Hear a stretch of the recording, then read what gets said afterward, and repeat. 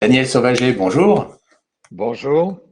Vous êtes le PDG d'Ecomia. On va parler avec vous de stratégie et de perspective. Alors, vous êtes un nouveau venu à la bourse. J'ai envie de commencer par ça avec vous. Qu'est-ce que ça vous a apporté, la bourse, cette nouvelle notoriété? Vous êtes un groupe de distribution dans le domaine des surgelés. Bien, écoutez, nous sommes rentrés en bourse effectivement le 9 octobre dernier pour financer, porter le développement de notre enseigne sur l'ensemble du territoire national. Et c'est vrai que cette entrée en bourse nous a apporté une formidable notoriété qui nous a permis notamment d'être repérés par les grandes foncières françaises et donc de faciliter le repérage de futurs points de vente pour l'installation de notre enseigne. Mhm. Alors vous êtes d'abord effectivement l'origine du groupe, c'est la Bretagne avec un certain nombre d'installations et depuis effectivement cette introduction en bourse, vous avez mis en place un développement en dehors de la Bretagne. Comment vous mettez en place justement ce développement? Quels sont les choix que vous faites? Écoutez, nous veillons à installer sur un territoire une diffusion numérique, c'est-à-dire une présence de nombre de points de vente suffisante pour développer la notoriété de l'enseigne. Et donc, notre objectif est de prioritairement nous installer sur l'arc atlantique, depuis la Normandie jusque dans le sud-ouest, de mailler ce territoire suffisamment dense pour dynamiser la notoriété de l'enseigne. Comment vous vous êtes distingué? Vous en aviez parlé au moment de l'introduction en bourse, mais pour ceux qui vous connaîtraient pas, comment vous vous positionnez sur ce marché de la vente de surgelés?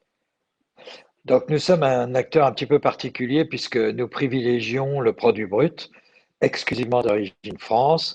Tout est raisonné pour faire en sorte que le consommateur puisse se réconcilier avec son écosystème, consommer des produits de qualité exclusivement d'origine France, qu'il va payer à un prix qui permet à la fois de protéger son pouvoir d'achat. Nous épurons l'offre de toute dispositions qui renchérissent inutilement le coût du produit et tout en rémunérant correctement le producteur. Sur le plan environnemental, nos produits sont donc présentés dans des sachets très épurés, donc moins d'emballage, moins de kilomètres puisqu'ils sont exclusivement d'origine France. Et le dernier gros avantage, c'est cette offre surgelée qui permet de réduire sensiblement le gaspillage alimentaire. Sur ce marché, on connaît d'autres acteurs ici même qui étaient déjà cotés en bourse. Ça n'a pas été forcément facile dans ce domaine des surgelés. Comment vous analysez, vous, ce marché par rapport au choix des Français, l'évolution du choix des Français? Quel est votre regard sur ce marché? Donc effectivement, le surgelé a connu des hauts et puis des bas. Pour autant, on peut dire que l'offre surgelée aujourd'hui a pleinement répondu aux attentes des consommateurs durant cette période de crise sanitaire. Beaucoup ont redécouvert les vertus du surgelé qui avaient été égratignées par certains mauvais comportements. Et ce qu'on peut dire aussi, c'est que notre offre en magasin en livraison à domicile, mais pas sous forme traditionnelle de camion qui se déplace, mais dans le cadre d'un partenariat avec un acteur comme Chronofresh qui nous permet de variabiliser pleinement ce coût-là et d'éviter d'avoir à porter une masse de fixe qui alourdit le modèle économique, répond tout à fait aux attentes du consommateur. En tout cas, les chiffres parlent pour eux-mêmes. L'an passé, nous avons augmenté notre chiffre d'affaires de 57%, 33% sur le périmètre de magasins constants. Et globalement, les acteurs principaux de ce métier ont annoncé des progressions à plus de 15% de leur activité. Pour effectivement ce maillage territorial, on peut dire entre guillemets que vous n'êtes pas attendu dans le sens où il y a déjà un certain nombre d'acteurs sur le terrain. Vous avez fait quand même des choix, vous, sur des dimensions de ville, voilà, vous avez fait des choix en particulier pour vous positionner.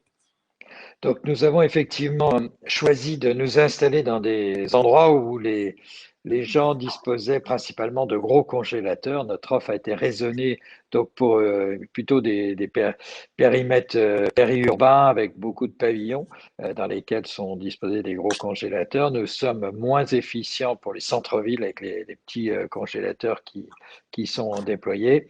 Donc, c'est pour ça que nous allons cibler prioritairement des villes moyennes des endroits périurbains, nous avons fait la démonstration de pouvoir fonctionner sur des villes, des implantations, donc beaucoup moins denses en population que ne peuvent le faire nos concurrents qui sont sur une offre beaucoup plus typée urbaine, plats préparés, qui sont beaucoup moins consommés, si vous voulez, sur des zones rurales.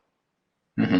Un des sujets que regardent les investisseurs dans ce secteur particulier de la distribution, c'est bien entendu les marges des distributeurs. Est-ce que dans ce domaine-là, vous pouvez faire mieux que d'autres, notamment?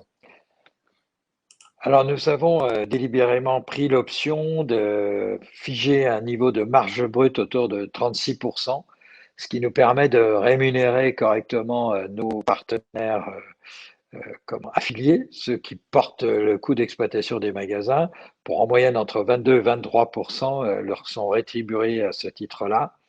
Et le reste, donc les 14, 13, 14% permettent de financer et la logistique de l'enseigne et les coûts de fonctionnement et nos objectifs de résultats. Mhm. Comparé, Aujourd'hui, comparé, pardon, comparé, oui. pardon, comparé simplement à nos principaux concurrents distributeurs spécialistes surgelés, nous sommes 15% minimum en dessous en matière de taux de marge brute, mais c'est volontaire puisque notre offre est ciblée plus sur des produits bruts. Il y a moins de valeur ajoutée que ne peuvent apporter d'autres enseignes. Concernant les perspectives pour terminer, comment vous voyez effectivement les prochains mois 2021 et par rapport à ce que vous aviez annoncé aux investisseurs? Bah, écoutez, nous sommes dans un tempo de croissance tout à fait en ligne, voire en légère avance, puisque nous en sommes déjà, fin du premier semestre comptable, à 13 ouvertures. Donc, nous vous réaliserons très sereinement les 20 ouvertures promises au marché cet exercice. Et nous comptons donc tenir ce tempo très sereinement sur les années à venir. Merci beaucoup d'avoir été avec nous, Daniel Sauvager, PDG d'Ecomiam. Au revoir.